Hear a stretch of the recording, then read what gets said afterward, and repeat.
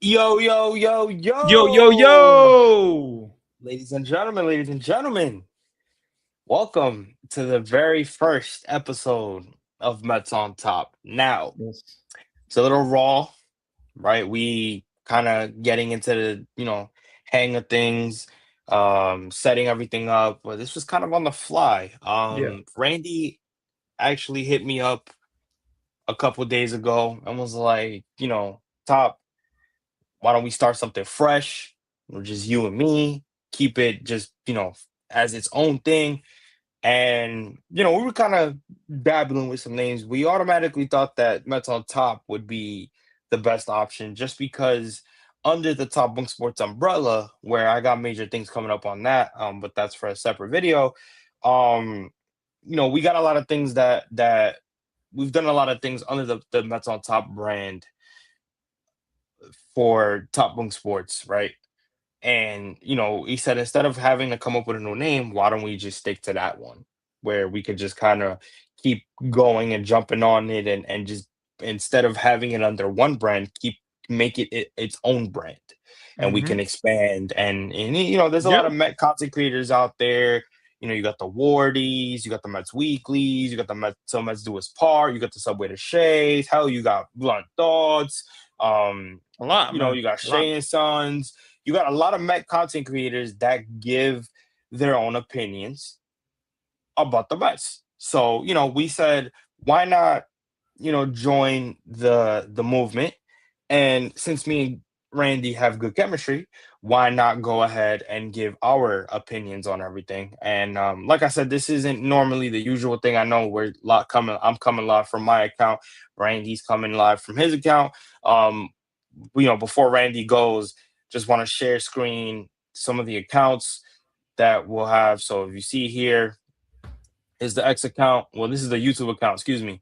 Right here, nothing crazy, but it's Mets on Top. This is a YouTube account. So make sure you guys go subscribe to that as we're gonna start posting our videos and our lives on there whenever we are on. And then obviously when it comes to X, right, which is like I said, X and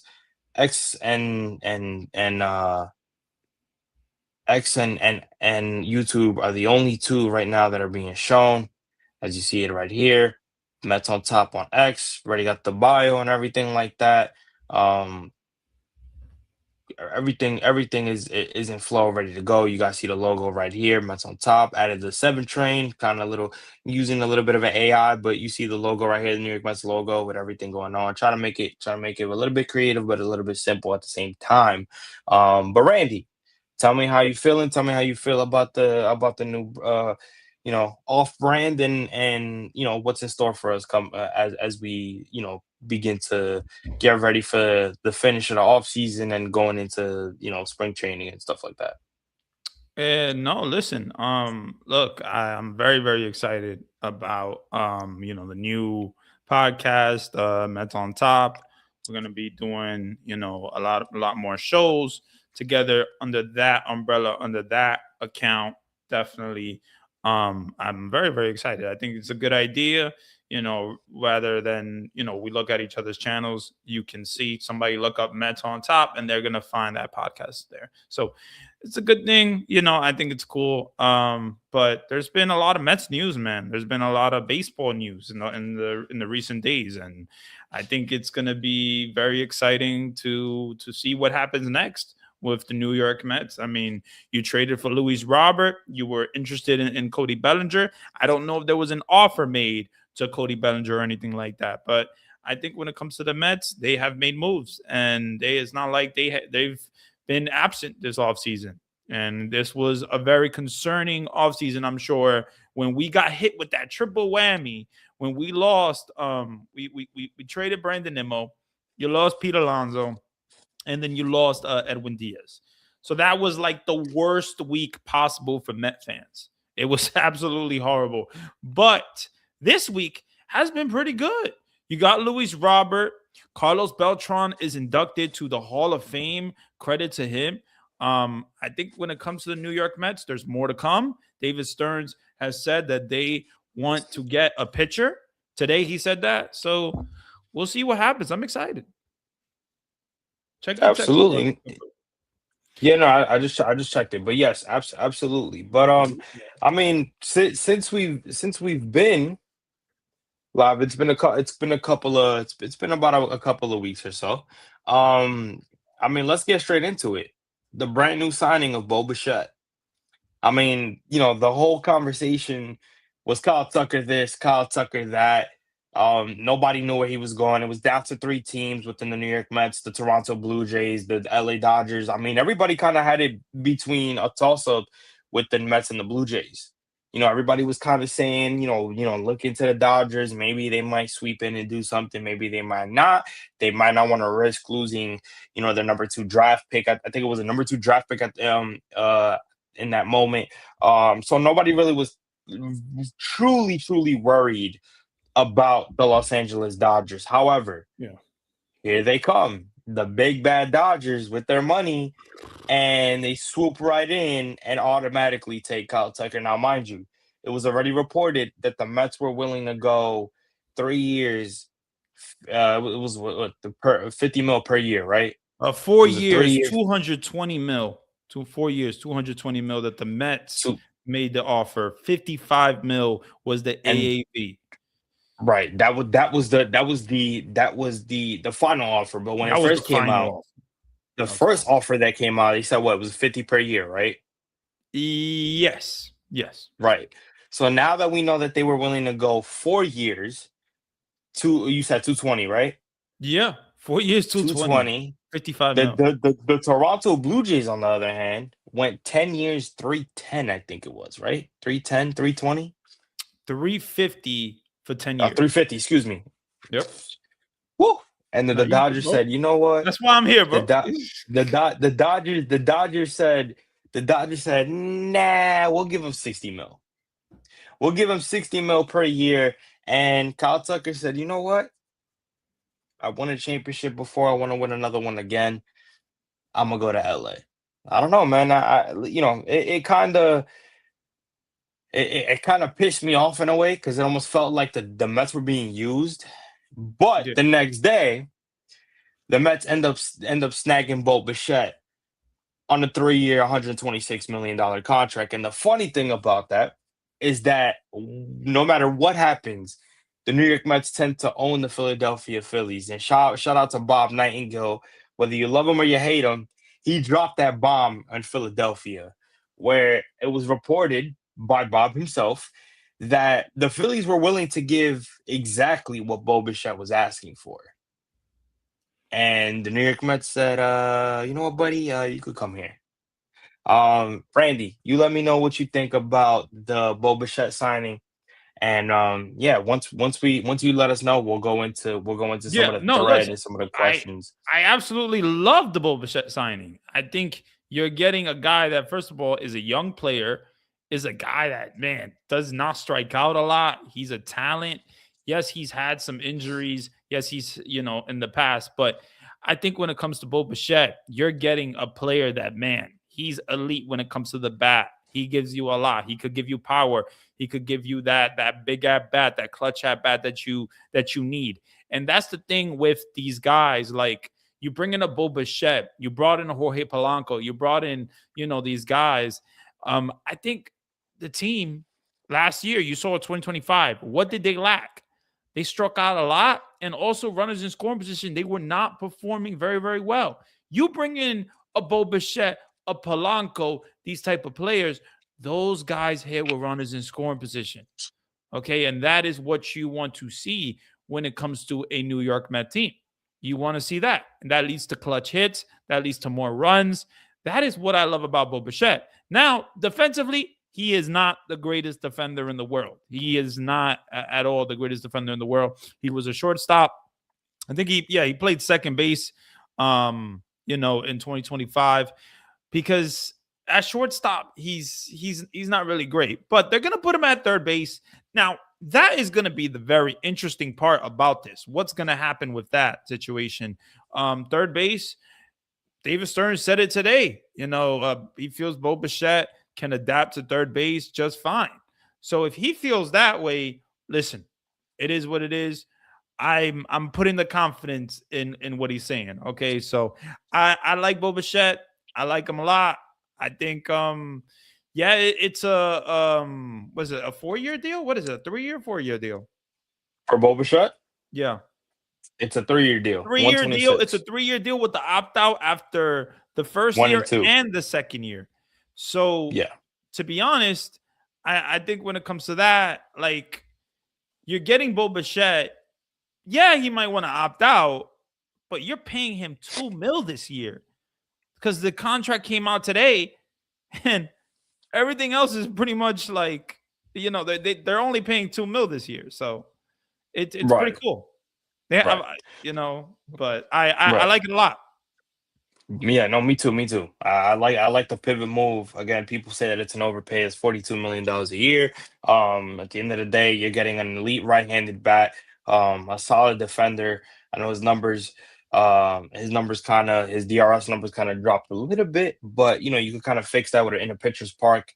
And I think it'll be amazing for Boba Fett, a brand new team, brand new scenario. It'll work. Another guy that we're hoping that works out in a brand new scenario on a new thread. Mr. Luis Robert Jr. was traded yesterday night for Luis Angel Acuna. And again, as we break down this trade, I just want to show this picture that SNY Mets posted and look at that lineup right there.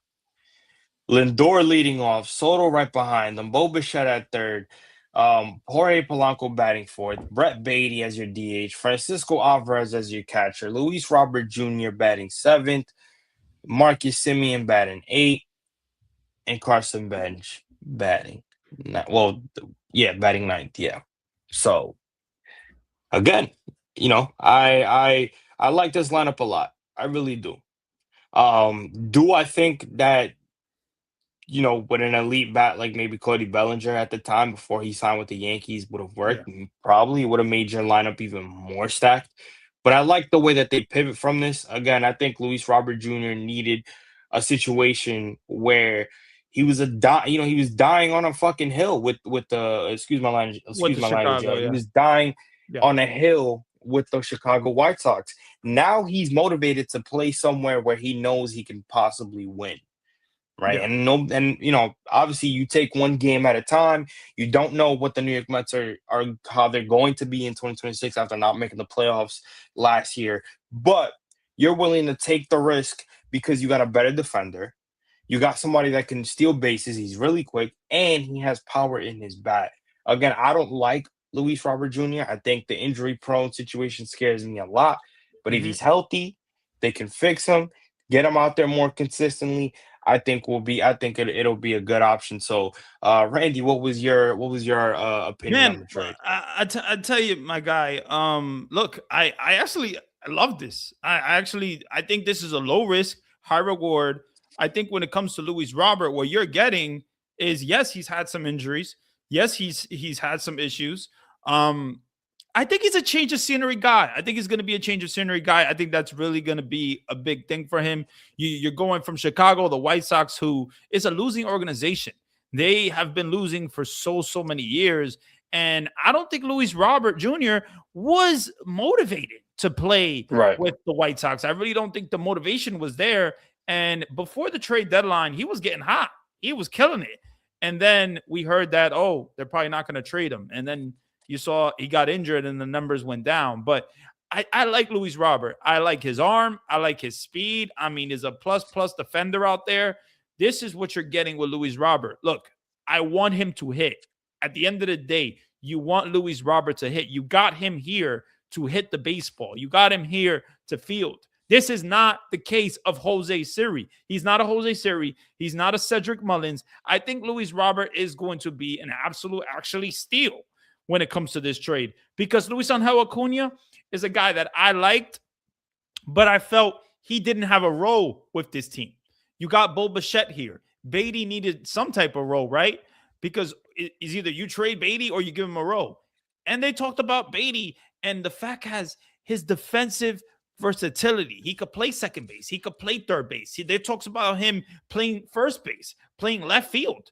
I mean, this is going to be the total utility guy player. Yes, Beatty doesn't have the speed that Acuna has, and you're getting 5 years of control for with Acuna. For the White Sox are getting that. The GM talked about that today. He said that we're getting 5 years of control. So I think when it comes down to the situation, the Mets needed an outfielder. The Mets really, really needed an outfielder. Yes, we would have took Cody Bellinger, and that would have been awesome. But at the end of the day, we've been talking about this all offseason, and the feel of the offseason has been that he's going to go back to the Yankees. He's going to go back to the Yankees. Oh, they're offering him different contracts. They're the only really team that's really interested. The Blue Jays were never really interested in Cody Bellinger, and the Mets had interest, but the Yankees, he was going to go back to the Yankees regardless. His dad has connections there. Like, it just makes sense for Cody Bellinger, and he had a really good year. That ballpark plays perfectly for Cody Bellinger, so it makes perfect sense. Now, for the New York Mets, look, Cody Bellinger, bye-bye. It is what it is. Like, you got to move on. You got to move on to Luis Robert. And I like Luis Robert. I think what he can give you defensively is a plus. And he can steal bases. His speed is top notch, man. He's like top in speed. So I like him. I like him. But what I want to ask you, Tom, is what do you think about Carson Bench? How do you feel that Carson Bench plays into this role now that they got Luis Robert and now that Cody Bellinger is off the table? How do you feel about Carson Bench? Because they're slotting him in the lineup already, but he didn't really perform that well at AAA. But at the end of the day, you traded Brandon Nimmo to give this guy an opportunity, right? Right. How do you feel about overall Carson Bench and getting this opportunity? I mean, I think you needed to give him this opportunity. I think this kid's bat, and his defense has warranted him an opportunity. I think the spring training coming up in the beginning of in towards the end of February, when we get into it, I think it's gonna be very telling to see what he does in spring training and how much potential this kid has, where he can get called up right away for the opening day roster and really fill that void on the outfield. Again, they really don't have a true left fielder. You can have him based on what he does in the offseason. You can have a conversation and be like, listen, we want you young. We know what you do on both ends of the baseball field. We want you to be our everyday left fielder. Obviously, as of right now, he's going to try to be splitting time with Brett Baty unless they move Brett Baty in a trade, which I don't see happening. But at the same time, like I said, he doesn't necessarily need to play every day. If they do it right by him and they don't treat him like a Luis Angel Acuna or they don't treat him like a Ronnie Mauricio like they did last year, this kid can definitely get some ample playing time and it can definitely work.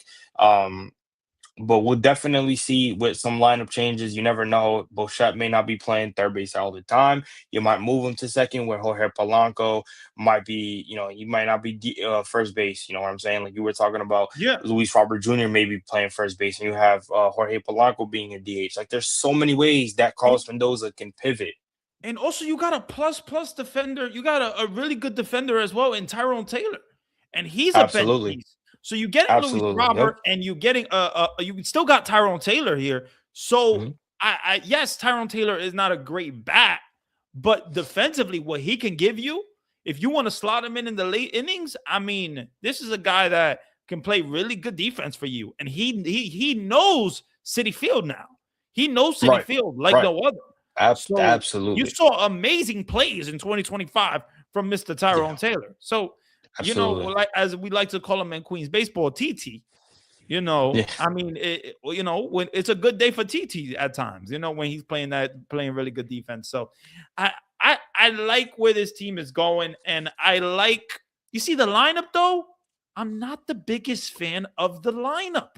I don't like the way that lineup is constructed because I wouldn't put Luis Robert there in that lineup there. See, I think.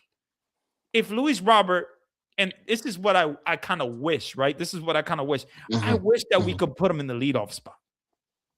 I wish that we could put him in the leadoff spot or maybe put him at 9 for he could be like a leadoff hitter, but not be the leadoff hitter. Rather than have Carson Bench be Okay. that 9 hitter, I would like Hmm. Luis Robert to be either the 9 hitter or the leadoff hitter, because I felt that this team lacks a real leadoff hitter. Yes, I love Lindor. I honestly love Lindor, but I feel like Lindor can have more opportunities to drive in more runs and better the team.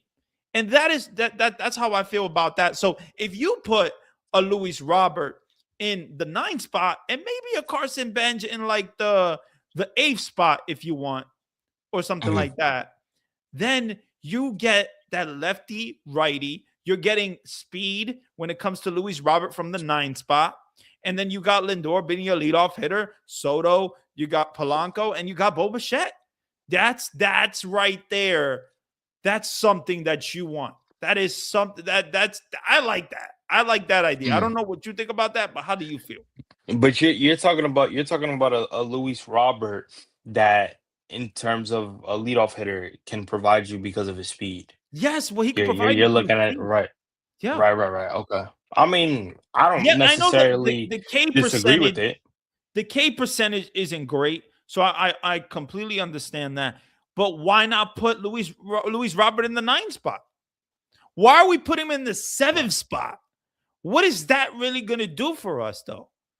Right. I Right. think we got to think about this and add more elements to this lineup by making that change. If Right. you put Luis Robert Absolutely. as your I nine agree. hitter, he's I getting on absolutely base for agree. your top hitters. Hmm.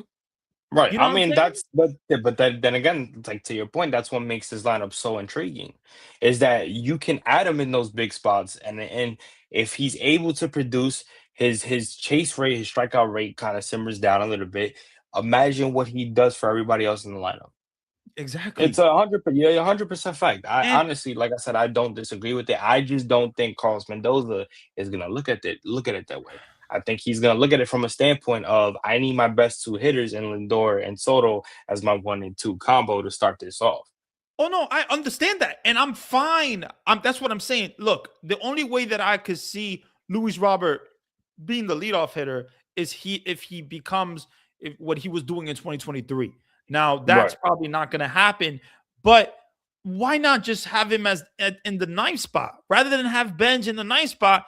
Be that 9 hitter for he can get on base for a Right. Lindor, for a Soto, for a Polanco, for a Right. Bobachette. That's what I want. Right. That's what I feel. Right. Because when you put Luis Robert in this 7th spot and Carson Bench in the 9th spot, it doesn't work for me. I don't like. Right. I just don't get the appeal when it comes to that. Right. Like, yes, Carson Bench is a guy that hits the ball very, very hard and can get on base a lot, and maybe he could be the 9 hitter and he could be fine. But I'd rather have that speed element that Luis Robert brings you in that 9th spot. Mm. I honestly do. Okay. All right. Listen, I don't disagree with you one bit. Like I said, I think I would do it just a little bit different, but he does. I think he would be what, the fastest guy on the team per se. So it would. I can see that happening. What I do want to show everybody is Bo Bichette taking in his new thread. I didn't think everybody kind of looked cool today. So let's see. Let's look at the little bit of the timeline real quick. Let me just share this right here, and we look at the timeline real quick of when he arrived to the press conference. You see him right here, Yep. sitting down, all black, all business, fresh haircut. Then you see him right here putting on the jersey. Yep. David Stearns on the left side, on his right side. Fresh thread, looking clean, Yo, looking shout out to clean. Eddie. Shout out to Eddie, bro. I My appreciate guy you, Eddie, Eddie, man. man. You always doing great work, man. Great work with the Knicks, with the Mets. You're always live. You're It's doing my your guy. thing. Really appreciate the support. Appreciate What's you, going Eddie. on, man? Appreciate you, Eddie. Appreciate you. I'm actually gonna be live with Eddie after the Knicks game, and the start of the fourth quarter, to talk Awesome. all things Knicks, and he's probably gonna have a Awesome. conversation with me about the Mets. So make sure you guys tune in to Eddie Presti on YouTube and X, so you can catch that live. And yeah, man, we got more conversations going. I love doing these lives with Eddie, man. Great guy to talk to. You see Bochet with his family. So there you go. Congratulations to him and his wife. They recently just got married. So that's another thing. So he's on a high horse right now. That's his brother. That's his father. Excuse me. His father, damn, his father Dante, looks old. Dante Dang, Bichette, his father looks old, man. Dante Jesus. Bichette, man. You see there Mendoza and Bochet. There you go. More family pictures, and here's Steve Gelbs talking to him. You mentioned how this is one of, if not the greatest city in the world, certainly a passionate fan base. Just how big of a draw was that for you? Yeah, huge draw. I mean, this is one of my favorite stadiums.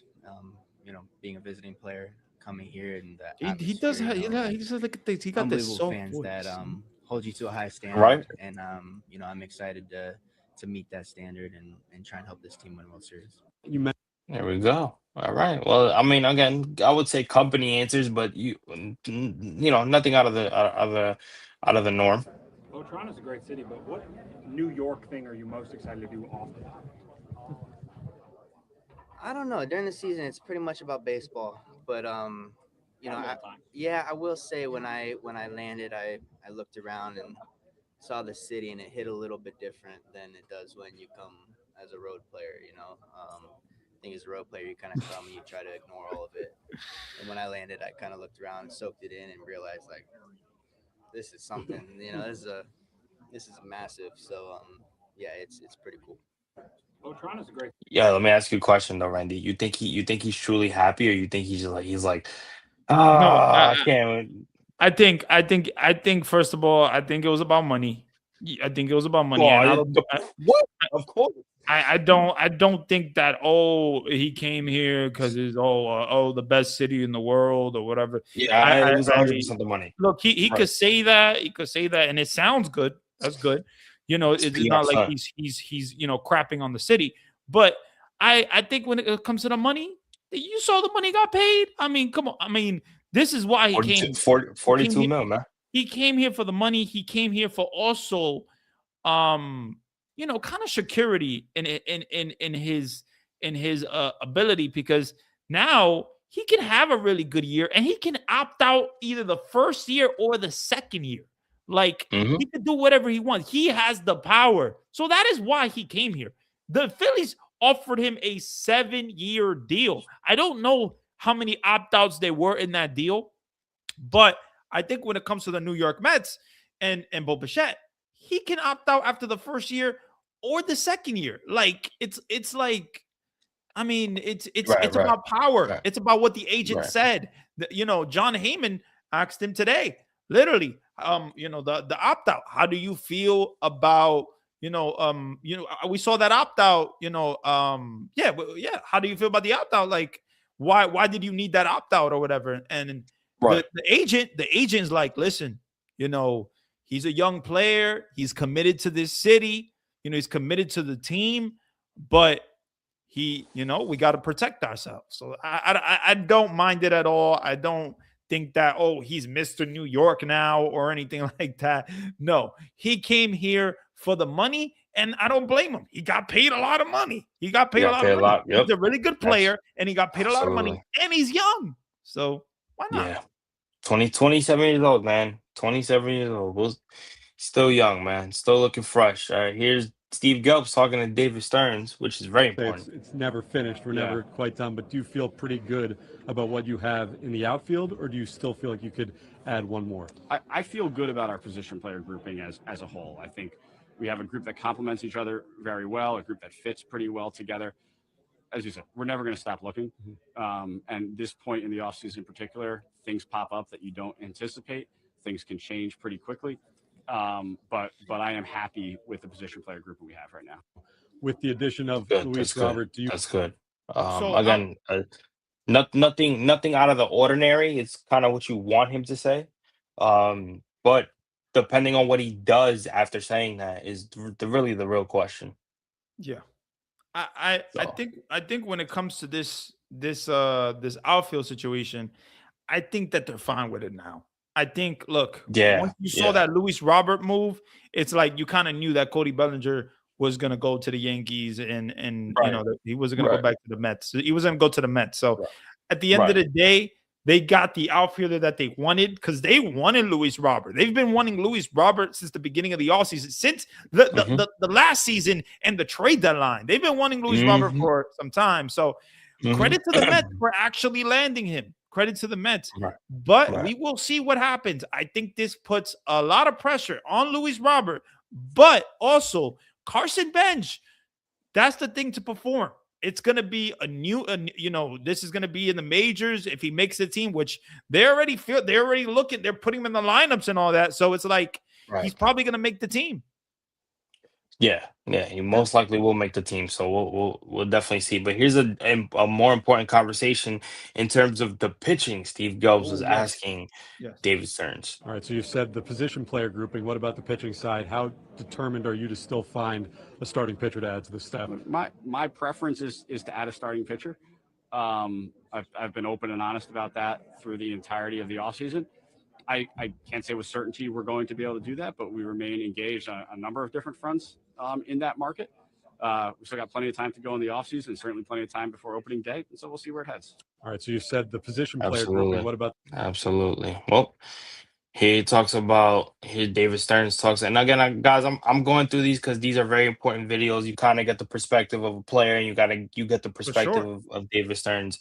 And we want to know up to date what our Pobo is deciding and what he's doing, what's his opinion on things. Because listen, this man gets a lot of stuff thrown his way, rightfully so. But again, if we're gonna throw him some stuff, we at least need to hear the man and his opinion or what ideas he has for this ball club, especially having to pivot from guys like Diaz and Pete. So yeah. What is it like to bring in Luis Robert in center field for this ball club? Now you've got a stable player out there who's strong defensively as well as has offensive acumen. Yeah, look, Luis has big time upside, and we've seen it at previous points in his career, and all of those skills and tools that allowed him to perform at such a high level a couple of years ago are still there. So we're excited to bring him into our environment, bring him into our team, give him all the support and help we can, and then watch him go play. What is it like to bring in Luis Robert? Absolutely, man. Absolutely. It's kind of what Randy, you were talking about in terms of his skill set on defense. There's Bo Bichette. That's a tough picture right there. Bo Bichette looking at the stadium he's gonna be playing in about 2 months or so. There's him and his wife. There you go. More pictures. And then obviously today they made another signing. Right-handed reliever, Luis Garcia. Garcia, 38, has a 3.42 ERA in 58 games pitched last season with the Dodgers, Nationals, and Angels, and has a career ERA of 4.7 in 103 appearances. So again, just adding arms to a situation where you can fluctuate within the bullpen. I think the bullpen will be a little bit stronger than what it was last year, especially with the injuries. AJ Minter, you brought in Devin Williams on a 3-year deal. I think they shored up this bullpen per se. It was a little bit stronger, barring the fact that injuries played a factor. And then again, they addressed the lineup. They addressed what they need defensively. And again, he has always said that defense was his thing. You know what I'm saying? Like, this defense was his thing where he was looking at the most and basically putting out that message of, listen, if my guys can't play defense, you're not gonna win. You're not gonna win. I know what they could do offensively. I know what they could do offensively. It's defensively what they need to bring to the table. And last year we didn't really play well defensively. And then not only defensively, but like I said, you go back to the conversation of offense. Having guys that can always make contact. We were 0-72 when trailing after the 8th inning. That should not be happening in any ball club whatsoever. Any ball club. We had that issue. That's embarrassing. That literally embarrassing, where the Mets had moments where they were trailing after the 8th inning and they just couldn't come up clutch. So you got hitters here that can put contact, that can make contact on a consistent basis, that can come up big when you're in that situation. But yeah, man, listen, I personally think that their next big move is to go out there and get a starting pitcher. David Stearns, like I said, has mentioned many times that that his priority is to go get a starting pitcher. Now, Randy, I'm gonna ask you what you think that option is, but I think the only option that you might agree with me, I think the only option right now is Bo Bichette. I mean, not Bo Bichette, excuse me, Freddie Peralta. Freddie So Peralta has I to be that number one option for me.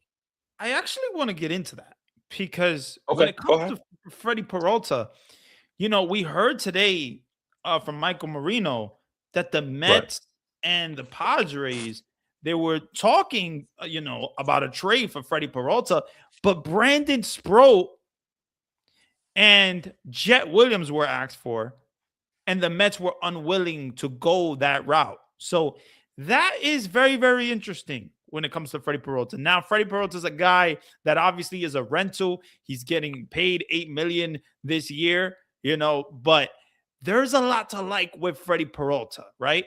But he's a Right. rental. So are you going to trade Brandon Sproat and a Jet Williams for a rental when it comes to these prospects, these top prospects that David Stearns really, really enjoys? He really likes. He wants to build this farm system and have the best farm system just wants to have a really good farm system. And he is Right. doing that each year, adding to that farm system.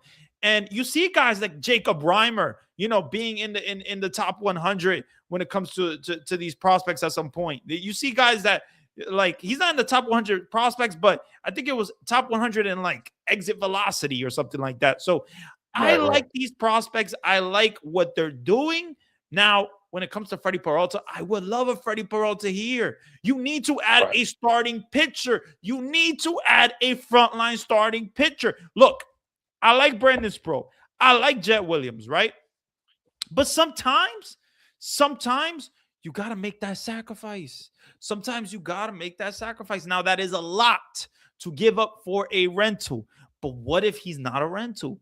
What if he becomes a part of an extension? There's been talks Right. about maybe that Freddie Peralta wants to be extended. So who Right, knows? right. I think when it comes to the New York Mets, you need to add a starting pitcher. We've heard from David Stearns today that they're interested in adding a starting pitcher. That's their focus. Right. Yes, they are happy with their position player grouping, which I'm not surprised by. I don't think that they're really going to make that many other moves in the position player grouping, but I can see moves from pitching. I can see them getting a Freddie Peralta. Now, it's weird because I saw Michael Marino say that, and then I saw SNY post that they're still engaged.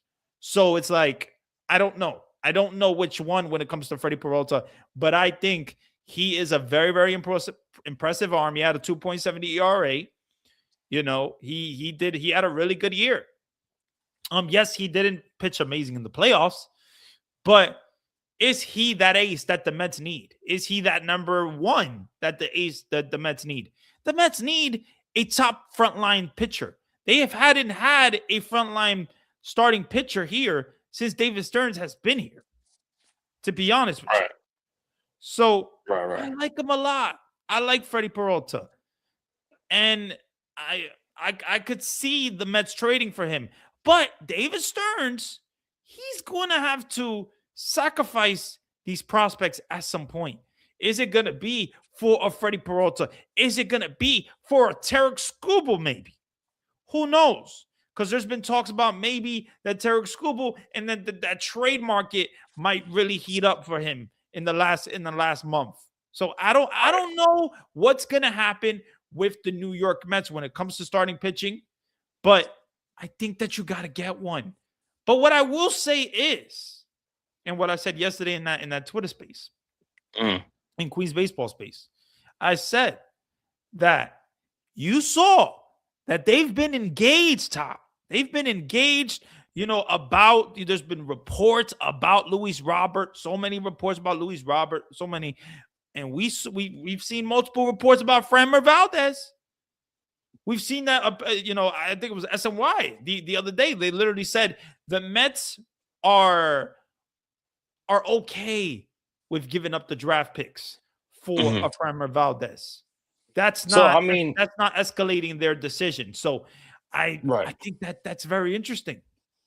So do you find yourself, if you're David Stearns, Randy, do you find yourself in a situation where it's like, do I give away my chips knowing that I still want to build while trying to win a championship and go get a Freddie Peralta and take the risk of still losing him even if you do try to extend him? Or do I just sign Framber Valdez to close to a 5-year, 6 deal where I'm secured on a front on a number one starting pitching and I can still go out there and get another lefty like a Tyreek Skubal next year and still keep some of my top arms that are already here, like a Nolan McLean, who could be a number 3 option. You put Brandon Sproat in there. You still have Jonah Tong in there. That whole rotation, that's the top. That's you got to look at it from this perspective, and this is why I say it. David Peterson, right now, to me, yes, he's gonna have another way to go in terms of being in this rotation. I think he's owed another chance to see if he can duplicate what he did in 2024. However, let's just say they get Framber Valdez on a 6-year deal, right? Let's say the Mets go past what they want and they give him a 5 or a 6-year deal. That's one lefty that's already added to your rotation for that many years, right? You go out there, you go get a Skubal. You pay him the money that he's owed. That's 2 lefties already. Then you're talking about a righty in McLean, a righty in Brandon Sproat, and a righty in Jonah Tong. Now, of course, people are going to say, well, what about Christian Scott? What about Christian Scott? Right now, this is Nolan McLean. This is Jonah Tong. This is Brandon Sproat. Christian Scott's down here. We don't know what that injury has done to Christian Scott. For anybody to put him on a level where we should automatically just throw him to the fire and then kill him when he doesn't have it. So my question to you, Randy, is do you look at it from a standpoint of if they do take the Framber Valdez route, do you look at it from a standpoint of they might have 2 lefties, which could be your your aces, and then fill the rest of the rotation with those 3 young kids because those are your 3 primary aces and the 3 primary top pitching arms that coming out of your farm, and they don't go for a trade and trade those guys. So I think what's going to happen with Framber Valdez is actually Mhm. the Mets won't give him a 6-year deal. The Mets won't give him a 5-year deal. They will try Okay. to give him that high AAV short-term deal. That is what they will probably try. Yeah, And this is that makes sense. I'm basing this off on what we have seen from the Mets. We've seen Mhm. that the Mets are not willing to go the 5, the 6, the 7 years deals. So that's what I'm really basing this on. I would love a Framber Valdez here. I think he would really make this rotation better. But I do think that the Mets add 1 pitcher. I don't think that they add 2 pitchers. So I think when it comes to these young guys, if you add a Framber on a short-term deal, 3-year Mhm. deal, and you put a high AAV, Mhm. maybe that's attractive to Framber. Maybe it's not. It's about what Framber Valdez wants.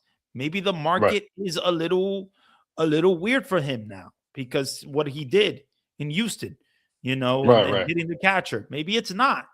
Maybe it's not. Maybe he made amends and people feel that he's okay. Now we've with Ranger Suarez, people talked about, he might get a short-term deal because he's not getting the long-term deal.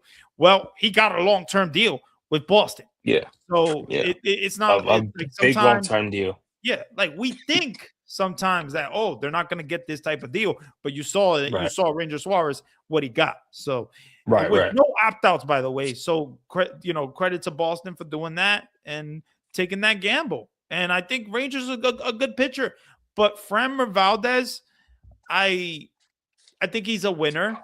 I think he's a guy that you want on this team, and the Mets have been engaged for a reason with him. This whole offseason, we've heard about Framber Valdez and the Mets. So, Mark Feiss said it was a report like literally months ago, talked about that the favorites to land him were the Orioles and the Mets. Is it still that case? Right. I don't know. But I think Right. when it comes to Framber, he still has really good stuff. Yes, the second half in 2025 was not ideal. It wasn't what you want because he really, really struggled in the second half. Really struggled. But what's gonna happen with Framber Valdez? I think they're gonna add one starter. And is it gonna be a Framber Valdez? Is it gonna be a Chris Bassett? I don't know. I have no clue, but they need to add a starting pitcher. And hopefully it's a frontline starting pitcher. Now, that is what I really want them to add. But it's like you said, they got the young pitchers. They got Jonah Tong.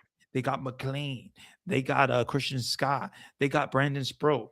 Maybe they want to take the gamble on those young kids. McLean is good. McLean got the spot already. Yeah. He's set to go. Of course, he's set to go. So I think they're gonna add one starter.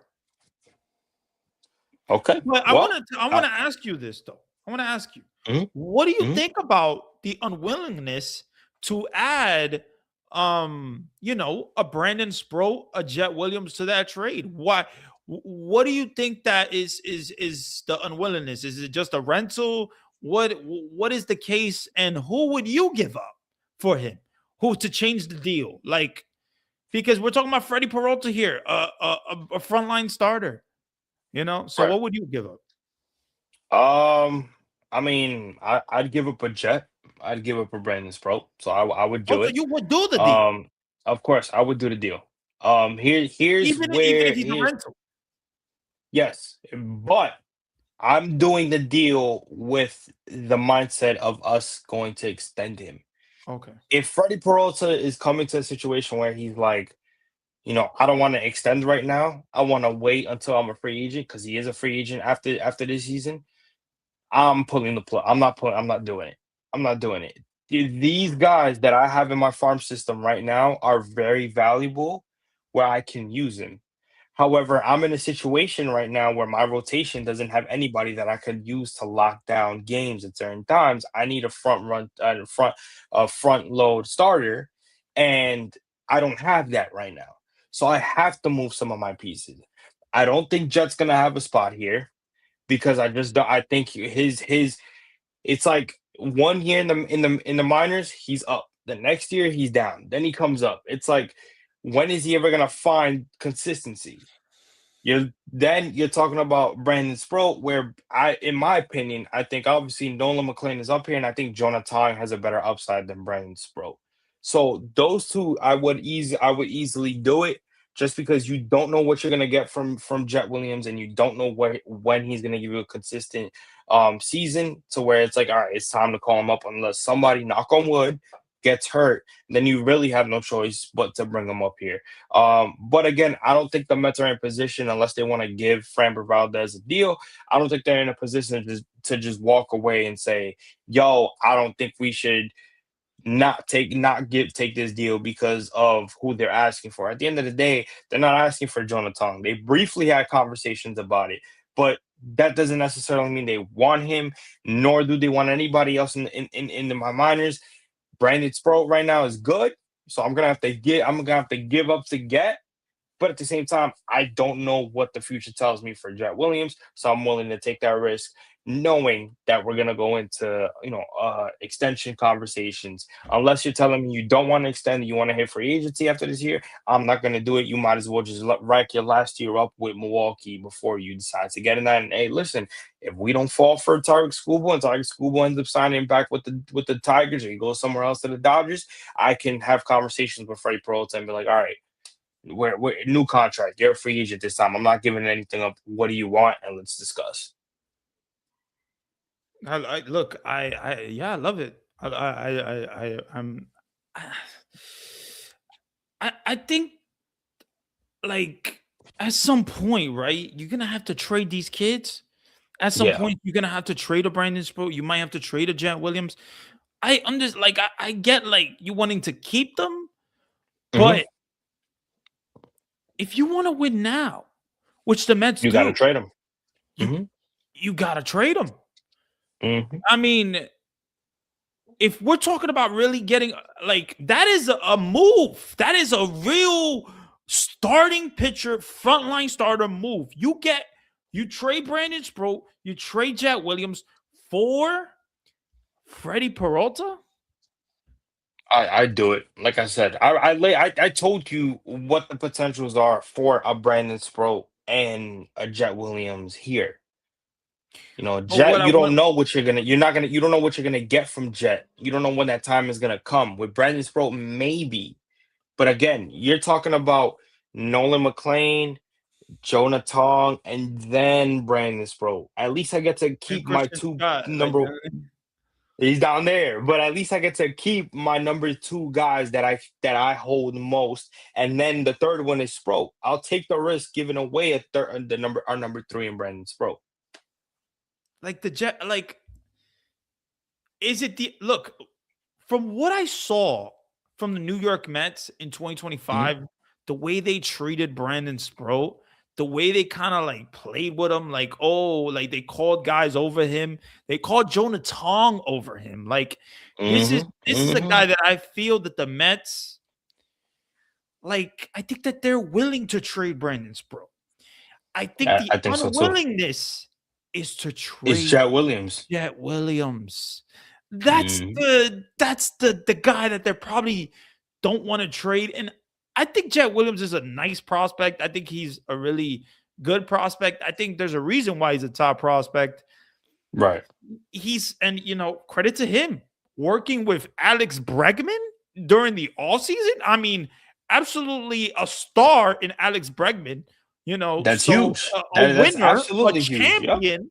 Yeah. So at the end of the day, Jet Williams is trying to get better, and I love that. It's just so interesting because it's like their unwillingness to trade Jet Williams. Like, damn, like you can add Freddie Peralta to your team. Freddie Peralta, we're talking about. We're talking about our frontline starter. We're talking about a top-notch frontline starter. We're not talking about a question mark here. And that's the thing. Like, what are the Mets going to do? Are they going to add a Freddie Peralta? Are they going to go for Framber Valdez? What are they going to do? That's the beautiful question to this offseason. And it's been the question of the offseason for the whole offseason. It's about the starting pitching. What did they lack in 2025? What killed them in 2025? It was starting pitching. Yep. You need starting pitching here. How are you going to get starting pitching here?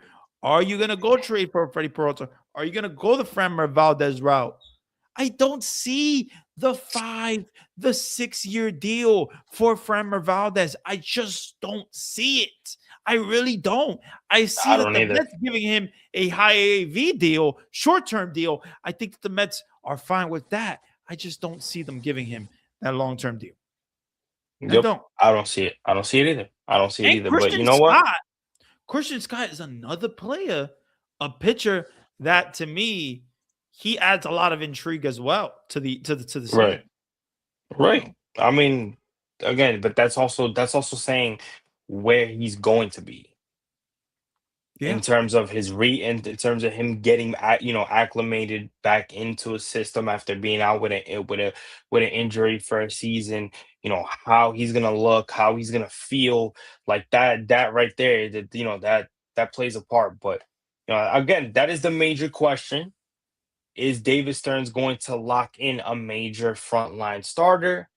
And are they going to change this pitching rotation up? Because I think, in my opinion, they've addressed the offense, they've addressed the bullpen to a certain extent, and now you got to figure out what you're going to do with this pitching rotation. But I think we're going to wrap it up here. Shout out to the 169 that has came and chat with us. Shout out to the 36 that is watching us through the new Mets on Top account.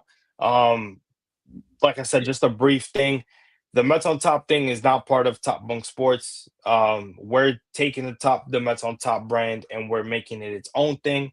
So that's a new X account, new Instagram account, new YouTube account. Everything is its own thing. And we think me and Randy could kind of build this brand and do what we want to do. Obviously, Randy's gonna have his own thing with Mets, Talks Randy, and I'll have my own thing with Top Bunk Sports. But in terms of just Mets conversation with me and Randy and just doing Met content together, me and Randy created this. So everybody, make sure you guys go follow us on X, Make sure you guys Mets on follow Top. us. Also, the YouTube channel. Subscribe to the YouTube channel on Mets on Yes, Top. please. I don't know if David could put it in the description or the YouTube channel, but The description, yeah, the I got you. description. So I think if you go follow that page, you go subscribe. We will be uploading content there. We'll be uploading our podcast there. So Mhm. definitely a lot of exciting things to come from Mets on Top. Absolutely, absolutely. But we appreciate y'all, man. Everybody have a beautiful, blessed Wednesday or Wednesday night. Make sure you guys bundle up, stay safe because it is cold. Oh, it's It cold. is. Whew. It's The about to be the cold weather this the week weather. and next week. Yeah, man. It is 60 going to degrees next snow week. this weekend.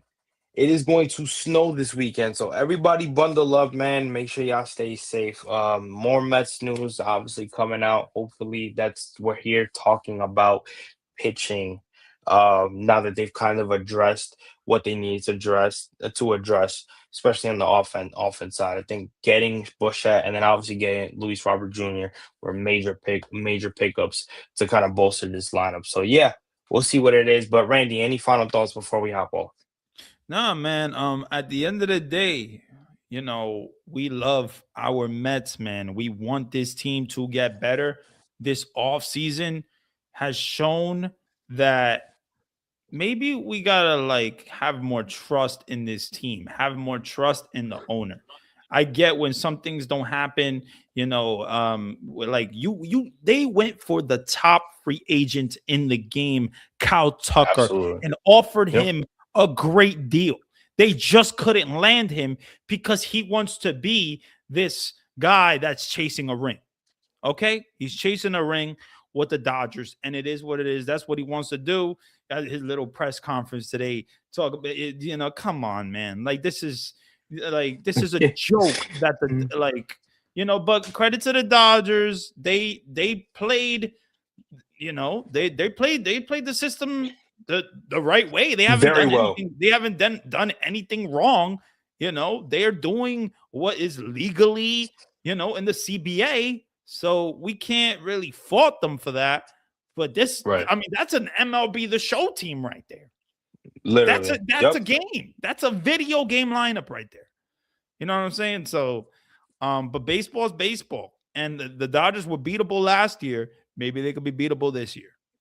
There's always hope. Absolutely. Yep, But absolutely. let's go But Mets. appreciate y'all. See what happens. Yeah, let's go Mets, man. Appreciate you guys. Again, the first live from Mets on Top. We should be able to go live our next time on the actual Mets on Top YouTube account. So make sure you guys, like I said, like Randy said, subscribe to that and stay updated with us. We are part of Queens Baseball, so shout out everybody at Queens Baseball. Rube, Rick, Odd Villain, Chris. Everybody, just everybody at Queens Baseball. Without Queens Baseball, this is not possible. So shout out to Queens Baseball. And yeah, man, let's go Mets and let's keep it going. Appreciate y'all. And we'll check you out on the next live.